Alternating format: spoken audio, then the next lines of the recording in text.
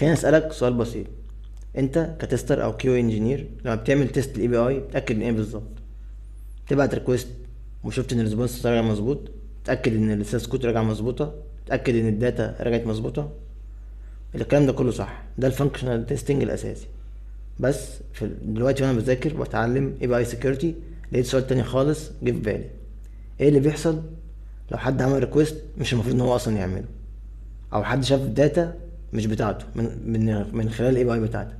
انا كمان مفكرش في الاسئله دي قبل كده، لكن لما بدات اتعمق في دورات زي اي بي اي سيك يونيفرسيتي و واز توب 10 وتراي هاك مي لابس، لقيت ان الدنيا كلها اتغيرت في نظري خالص من منظور التستنج.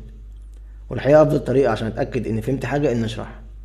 عشان كده قررت ابدا السلسله دي، مش عشان اقول لك انا عارف كل حاجه، لا، عشان نتعلم سوا، نبدا من الصفر، نفهم ايه هو الاي بي اي سكيورتي تيستنج وازاي نطبقه باستخدام تولز زي اي بي اي دوج اللي احنا اساسا بنستخدمها في الشغل. لو انت كمان بتتعلم او حابب تبدا في مجال سكيورتي الاي بي اي، انت في المكان الصح. يلا نبدا. ليه الاي بي اي سكيورتي مهم؟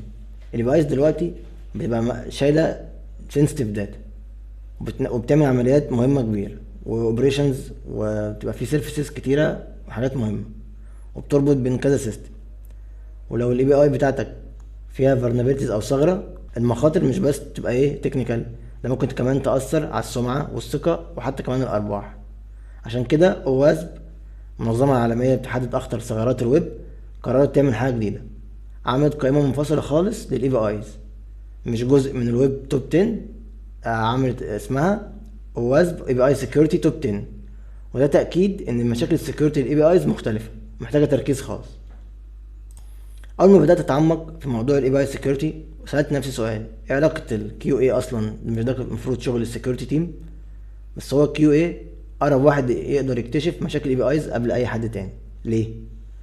اول حاجه، معظم الشركات ما عندهاش ديديكيتد سكيورتي تيم. يعني الكيو اي هو اللاست لاين ديفنس قبل ما الكود يروح البرودكشن.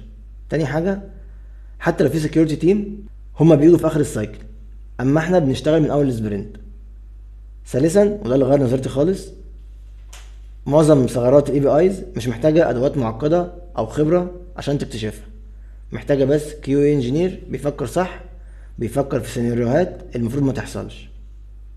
خلينا اوريك مثال حقيقي. سنه 2019 فينمو، ده ابلكيشن دفع امريكي، عمل بابليك لكل الترانزاكشن بتاعت اليوزر بتاعته، وكل الداتا بقت معروفه لكل الناس. طبعا مشكله زي دي مش محتاجه سكيورتي اكسبرت عشان تشوف، محتاج اي كيو اي زينا او تيستنج بيسال هو المفروض اليوزر يشوف البيانات دي؟ كان هيلاقي المشكله، وحد سال نفس السؤال ده. اي كيو اي انجينير بيفكر في البرايفسي كان هيلاقي المشكله دي. الاي بي اي سكيورتي تيستنج مش معناه انك تعمل بنتريشن تيستنج، معناه انك تفكر ماذا لو، ايه اللي ممكن يحصل، تتاكد ان السيستم بيرفض اي ريكوست غلط، وبتكتب تيست كيسز تغطي السيناريوهات دي، وده جزء من شغلنا. انا لسه في بدايه رحلتي في الاي بي اي سكيورتي، لكن كل ما اتعلم حاجه جديده احب اشاركها معاكم، عشان كده السلسله دي هنتعلم فيها سوا. طيب ايه هو الاي بي اي سكيورتي تيستنج بالظبط؟ في عندنا مثلا كذا حاجه. عندي ان هو يتجاوز الاثنتيكيشن، يعني ممكن حد ما يعملش لوجن اصلا ويوصل للداتا المفروض ما يوصلهاش. او الانجكشن اتاكس، اللي هو ممكن يعمل داتابيز انجكشن ويقدر يعمل اتاك على الداتابيز بتاعتك. ممكن حد يقدر unauthorized access، حد يقدر يشوف بيانات مش بتاعته، او حد يقدر يعدل في بيانات مش بتاعته. فهنا بقى ظهر لنا الفرق بين الفانكشنال تيستنج والسكيورتي تيستنج. انا في الاول بقول ان الفانكشنال هو السيستم ده بيعمل اللي المفروض يعمله صح، لما السكيورتي تيستنج هو السيستم ده بيمنع اللي المفروض ما يحصلش او المفروض ما يعملوش ولا بيحصل. الفكرتين مختلفين تماما، بس مع بعض بيكملوا الصورة. دلوقتي خلينا نتكلم عن الخريطة بتاعتنا في السلسلة دي. الاواسب اي بي اي سكيورتي توب 10 هي القائمة بتاعتنا اللي هنرجع لها، واخطر 10 ثغرات في الاي بي اي سكيورتي معتمدة عالميا. مش هنشرحهم كلهم دلوقتي، كل ثغرة هتاخد حلقة كاملة بديمو عملي هنشوفه مع بعض. بس عشان تعرف ايه اللي جاي، خليني اقول لك اهم 2 فيهم.